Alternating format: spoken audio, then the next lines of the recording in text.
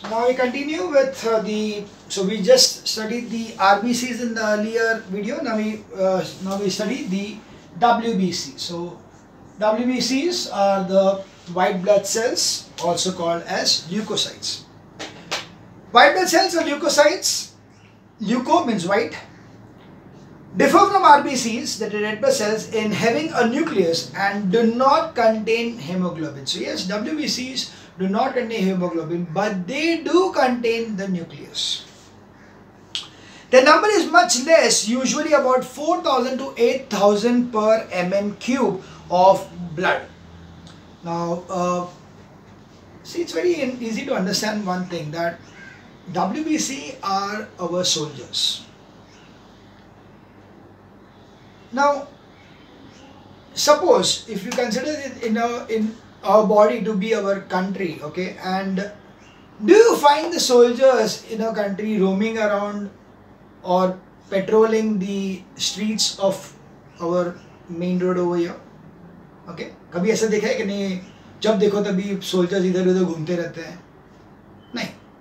Well, if you see some soldiers on the road, patrolling over there, you will be scared. Why will you be scared? Because तुम लोगों को लगेगा कि हाँ, something is wrong. Something definitely is wrong, due to which the soldiers are being asked to come over here to patrol the area.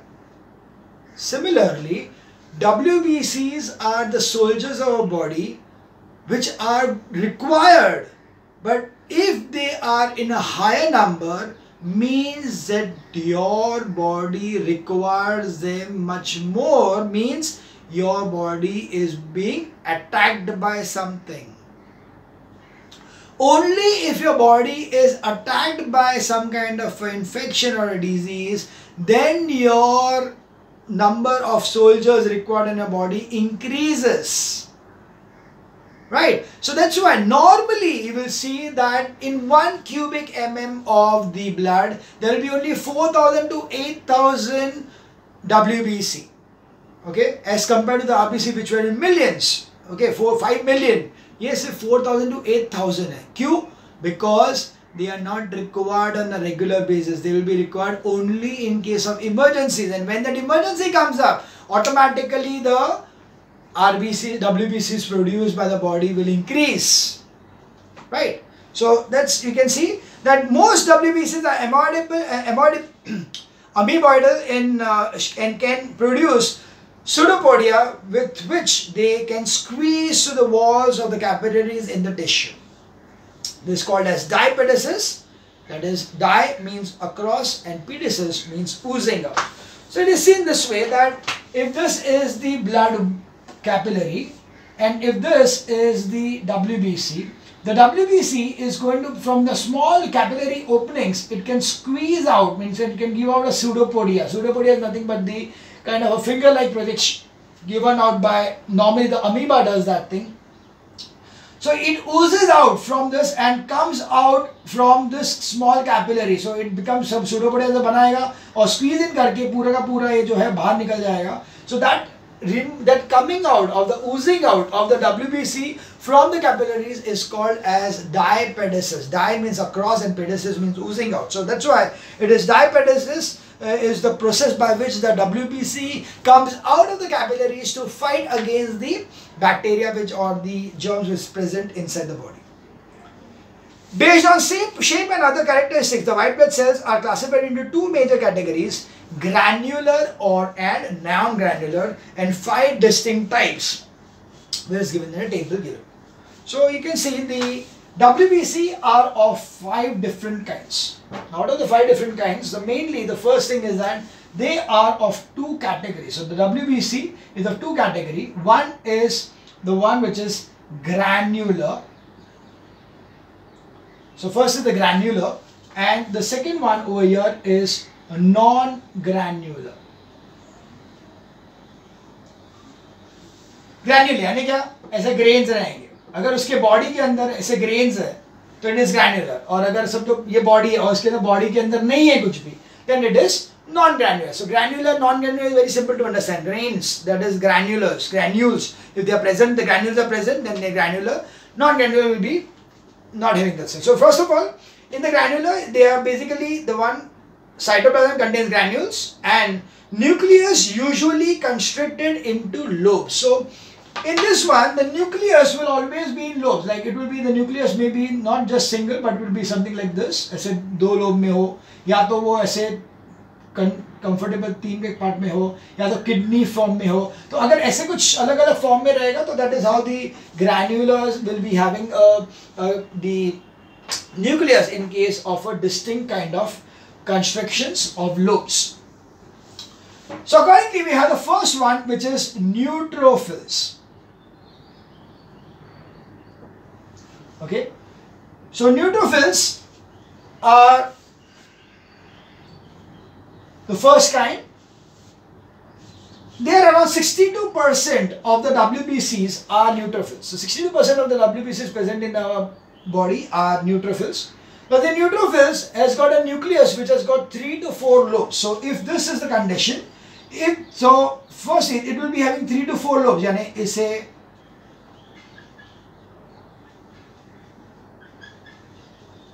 So if it is something like this, then it is going to be a neutrophil, and of course it will be having granules inside. So if it is like this, then it is neutrophil. So features wise, 3 to 4 lobes, granular cytoplasm, and stains with neutral dye. So now all these, they can be stained. Why does need to be stained? Because you need to check them out. To check them out when you are seeing through a microscope. तो इसका जब slide बनाते हैं, तो slide बना के जब देखते हैं, तो whenever you add a neutral dye, these kinds of neutrophils will get stained. It will get a color. So that particular staining is going to be taking place by neutral dye in case of neutrophils. Function is to do phagocytosis, that is engulfing bacteria. Engulfing bacteria ने क्या, अगर एक bacteria यहाँ पे अगर रहेगा, तो ये क्या करेगा, ऐसे उसको पहले इधर आएगा, उसके बाद इसको और क्लोज करेगा, and then it will cordon this off, and then it will eat away this particular bacteria, that is engulf the bacteria. So engulfing the bacteria is the process what it does, and it is produced in the white bone marrow. So where it is produced, it is the bone marrow. So that is, engulfing the bacteria is called as phagocytosis. So phagocytosis is the process of engulfing the bacteria. Second one is eosinophils. Eosinophils.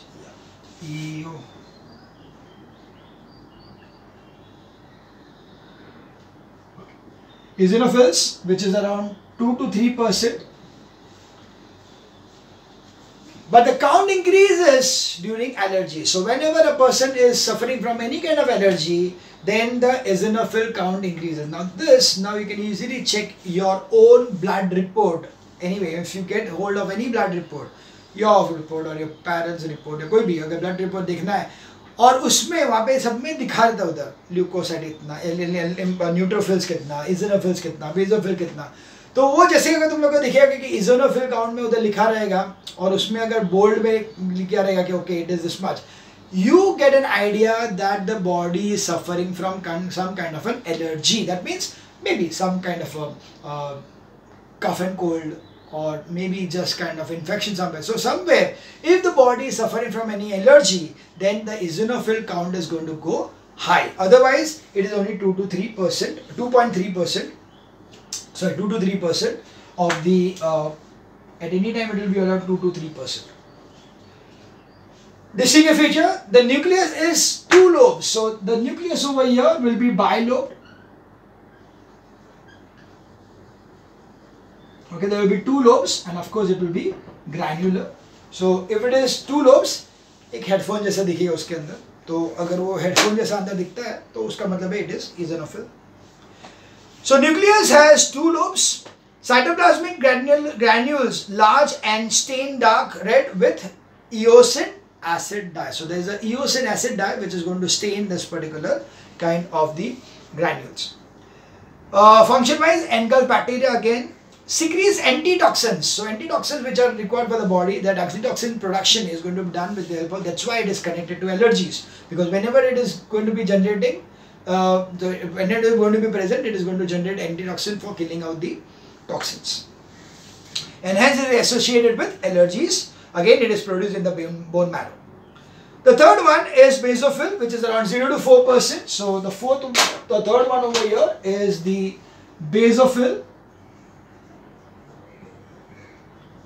which is 0 to 4%. The basophils, they have a nucleus which is largely, indistinct. So the nucleus may be just like this over here. ऐसा कुछ भी हो सकता है. So this is a nucleus and the granules. So the basophils, nucleus large, indistinctly lobed, so not specifically lobed. Granules stain with basic dye, that is methylene blue. So the granules which are in the basophil can be stained with a methylene blue, that is basic dye. Function wise, it releases chemicals histamine for inflammation which dilates blood vessels. So whenever you get any kind of a swelling somewhere, so that inflammation is going to be there, that means that the basophils have acted upon there when it generates a enzyme chemical called histamine, which is going to do the inflammation of the thing, so that that inflammation will reduce, or we can say dilates the blood vessels. So for dilating the blood vessels, the inflammation takes place, and again the production of the basophils takes place in the bone marrow. Next we see are the non-granular kind of the WBC. The first one are the lymphocytes. So the first one over here are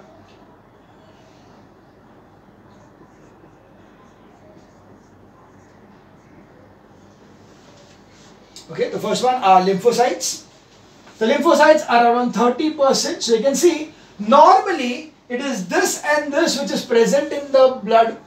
Okay, these are the two ones which are present in the blood. Others are just present over there in case of emergencies, I would call it that. Otherwise they will be a small quantity. So these are the main ones which are going to remain in the blood for the maximum amount of time. Smallest of the WBCs, they are very small. Single large nucleus. So here the identification is that the nucleus is just going to be single large, and here no dots because it is non-granular. So I have to identify. Now this one are very important questions because they give you these figures. They give you this figure, this figure, this figure, this figure, or even the last one, and they will ask you to identify the kind of WBC it is, and you need to find out the functions or the different kind of distinguishing features of that particular WBC. And so it is very important to understand each and every diagram of this thing properly.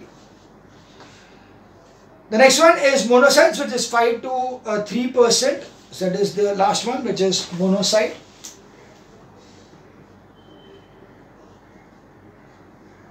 Okay, so the monocyte is just 5 to 3% of the WBC are monocytes, and they will also be like this. They will be having a nucleus large, and it is kidney shaped. So the nucleus over here will be kidney shaped. So if you see the nucleus to be kidney shaped over here, non-granular, then you are sure that this is nothing but monocyte. So nucleus large, kidney shaped, at the site of inflammation transforms into macrophages, and the function is to ingest germs. Okay, to kill the germs, ingest the germs. That is the function. And of course here also it is being produced by the bone marrow. Yeah, I just forgot over here, the lymphocytes are being produced by the bone marrow and also the lymph glands. So that the spleen and the tonsils are going to produce lymphocytes, and that's why they are called as lymphocytes, and it is part of the lymphs. That's why lymph vessels also can produce it, hence they are called as lymphocytes. The white blood or cells, or white cells, better termed the white cells or leukocytes, because they spend most of their time, 90% in tissue fluids or in the lymph, and very little time, only about 10% in the blood. So you can see that normally the WBCs or the white blood cells are in the lymph, and that's why they are called as the leukocytes, because they are not spending more, they are spending 90% of the time in the lymph, whereas only 10% of the time in the blood. So the function of the leukocytes, that is WBC, first is phagocytosis. I explained you the phagocytosis, that is oozing out from the capillaries, that was by the pseudopodia, yeah, that was phagocytosis. This is a process in which most WBCs and particularly the neutrophils engulf bacteria like, sorry, that was diapedesis. Phagocytosis is the engulfing. So, वो जब engulfing bacteria जो था, that is phagocytosis. I just misunderstood that. So, this is a process by which WBC and particularly the neutrophils engulf bacteria. So the engulfing of the bacteria takes place with the help of phagocytosis. यानी क्या करते हैं हम लोग, bacteria यहाँ पे है तो उसके पास में जाएंगे, पूरा कार्डन ऑफ करेंगे और उसको सरेंडर करके उसको we render them harmless.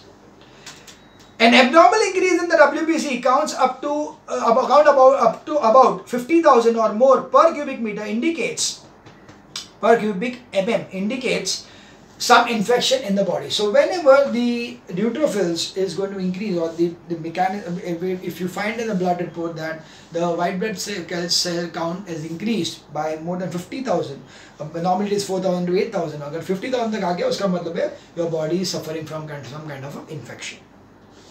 Inflammation. Inflammation occurs due to the reaction of the tissue to injury and to localized invasion of germs. The inflamed spot has several characteristics: increased local heat, redness, swelling, pain, etc. The leukocytes, especially the monocytes and neutrophils, migrate to the walls of the blood vessels by diapedesis and fight against the disease-causing germs. They also destroy the damaged cells by phagocytosis. Pus is mainly composed of the dead white cells, body cells, together with the tissue cells destroyed by the bacteria. So you will always find that wherever there is any kind of infection, there will be the swelling taking place. So there is the inflammation taking place. So the inflammation which is there is going to be localized. Mainly, firstly is to increase the heat over there. So you say heat generate over there. So it is the generation of the heat will kill the bacteria over there. And support the WBC for fighting. And it will be swelling, pain, etc.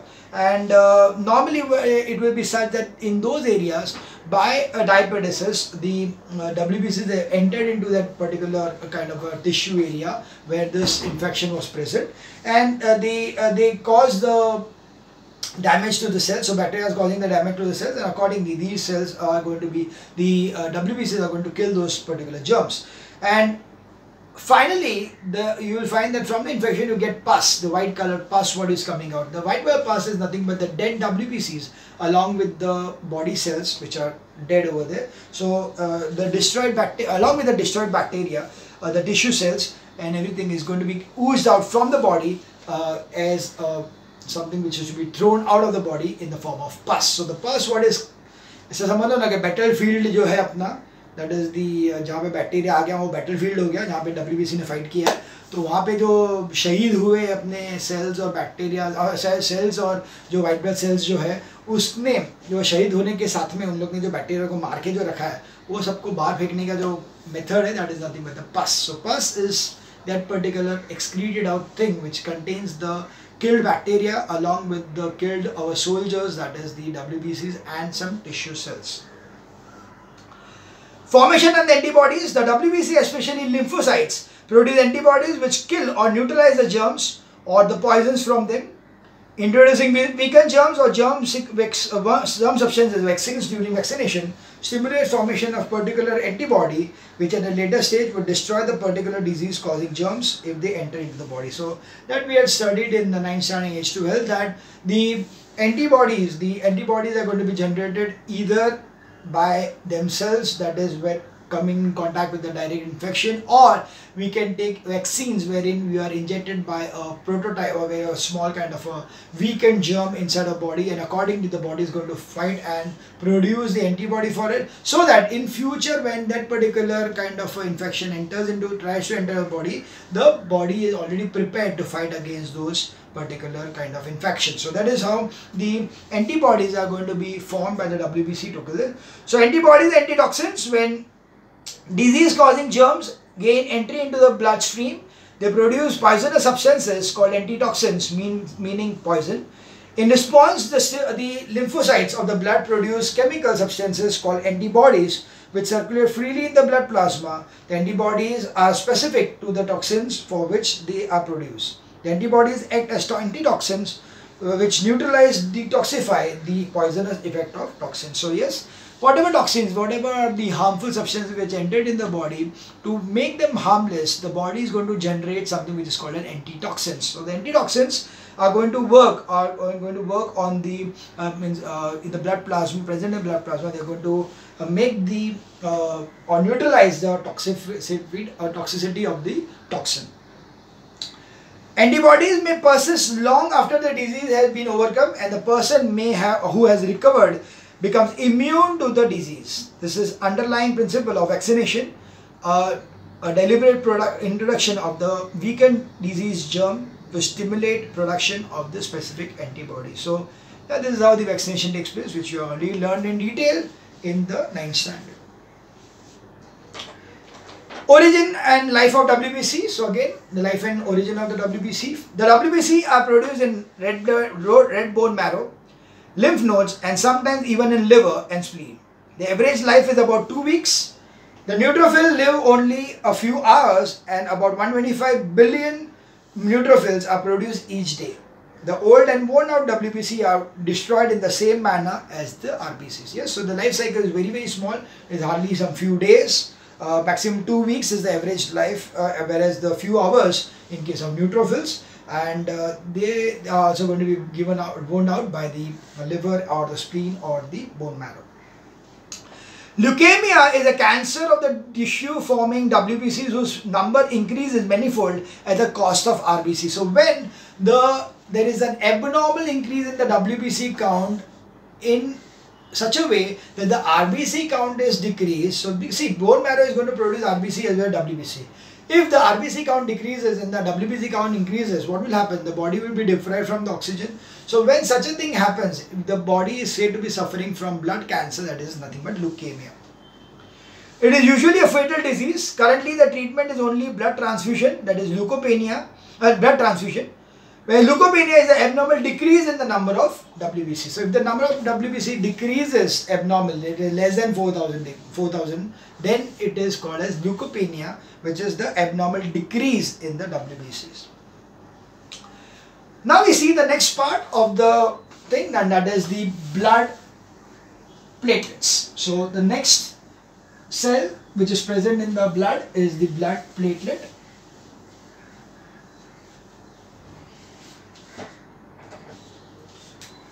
Next one are platelets. Basically the one which are responsible for the clotting of the blood. So that's why they are called as thrombocytes, or called as initiators of clotting of blood. So also called as thrombocytes.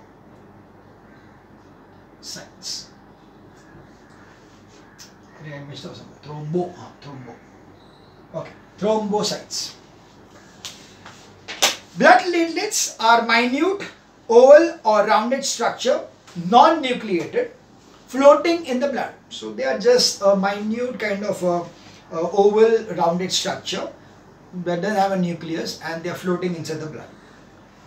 These are about 2 lakh to 4 lakh per cubic mm of blood in an adult.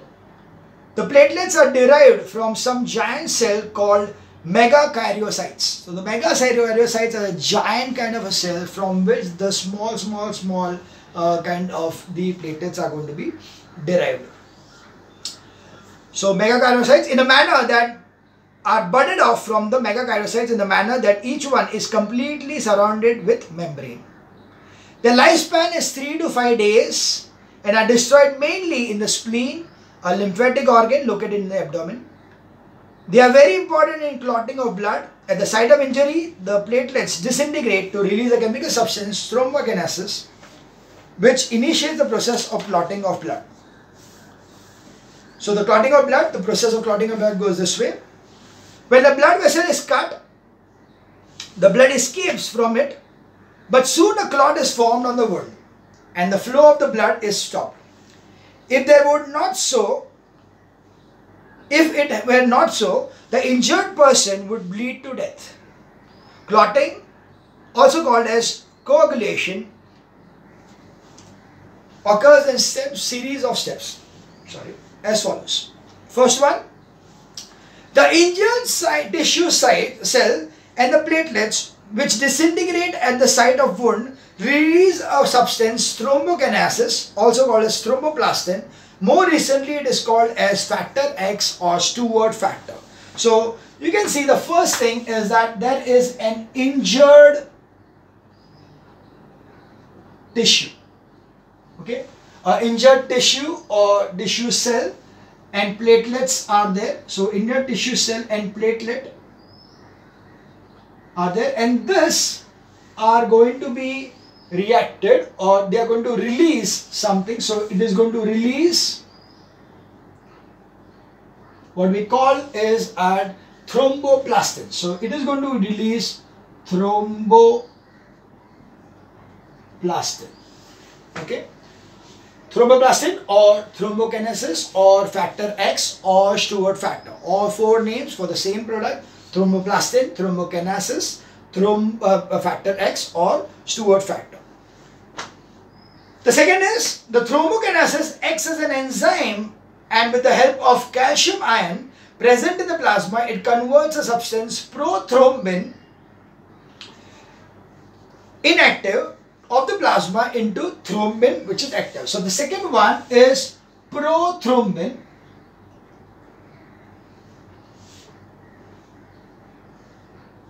Okay,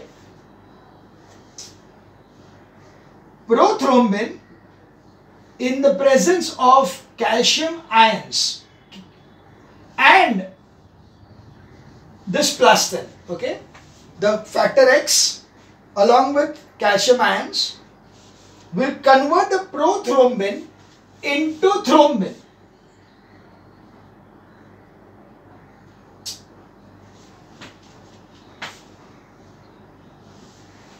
Right? It is going to, so this will be active in nature. Otherwise this was inactive. This was inactive. This is going to make it active. Now, so prothrombin in the presence of calcium ion and thromboplastin is going to become thrombin.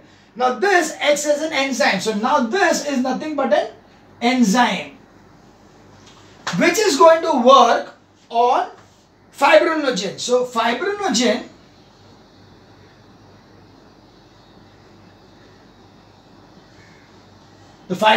so this enzyme is going to work on the fibrinogen and convert this fibrinogen, which was actually a soluble part in the blood, as an insoluble fibrin.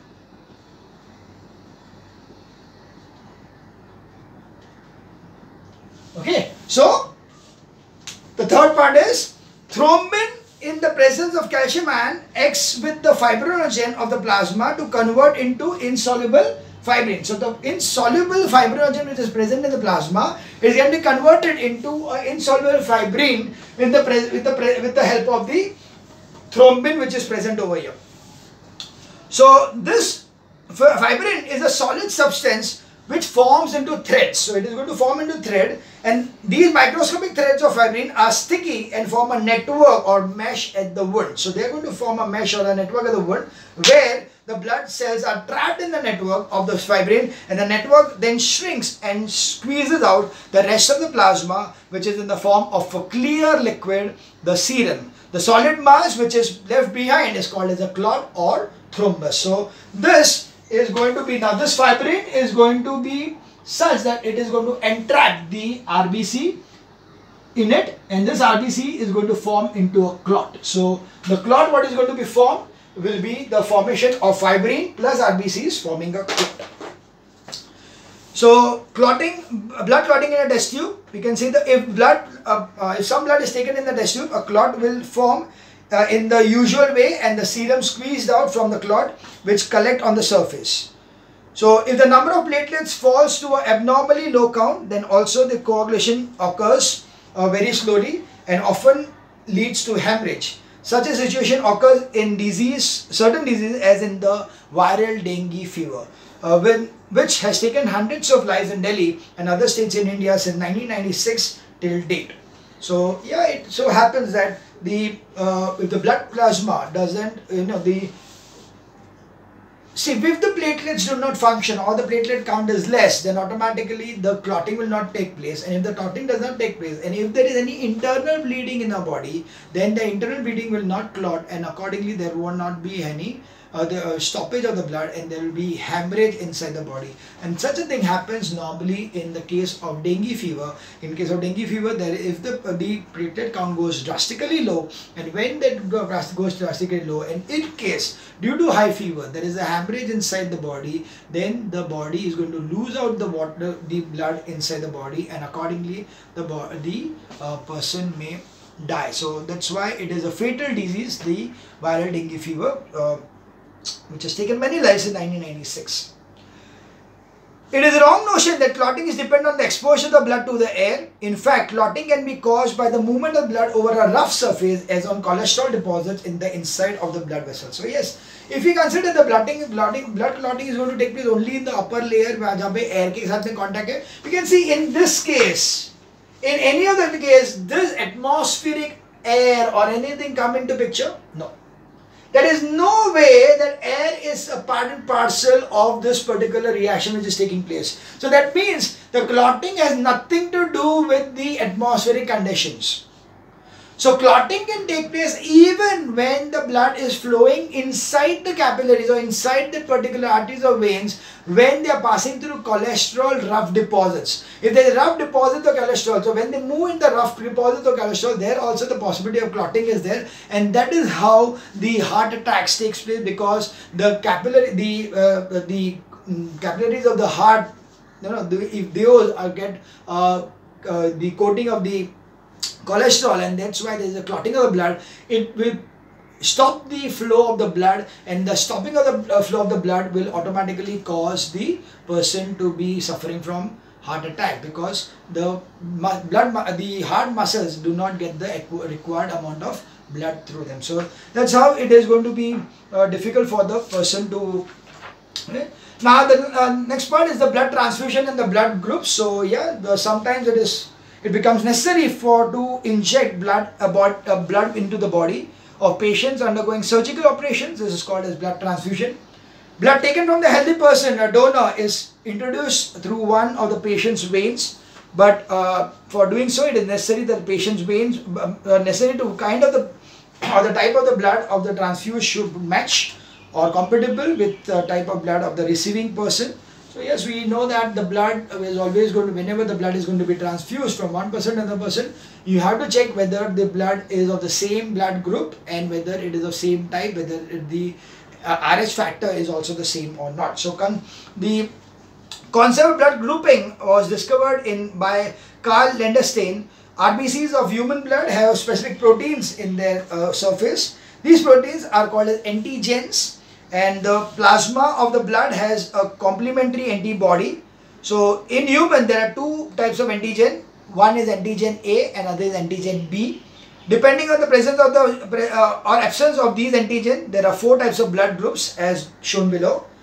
A, so if the RBC has got antigen A, then the blood group is A, and the antibody present in this body is anti-B. So that's why he cannot take a B group blood in his body, because अगर B group है उसने लिया तो वो antibody बनके उसके second fight करेगा. That's why they do not allow, the body will not accept the B group because it has got antigen A.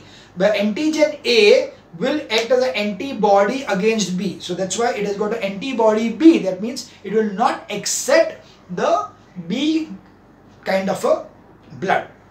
Similarly, B has got antigen B, so it is anti-A. So B cannot take A. Whereas AB has got both antigen A and B. AB has got both antigen A also and B also, and hence there is no antibody. It doesn't have antibody, and that's why AB are universal acceptors. They can take any blood. They can take A say B blood, B say B blood. In fact, O say B. Q? Because they do not have any antibody in them. And O has no antigen. So it is anti-A, anti-B. So that's why O are universal recipients. Sorry, I mistaken.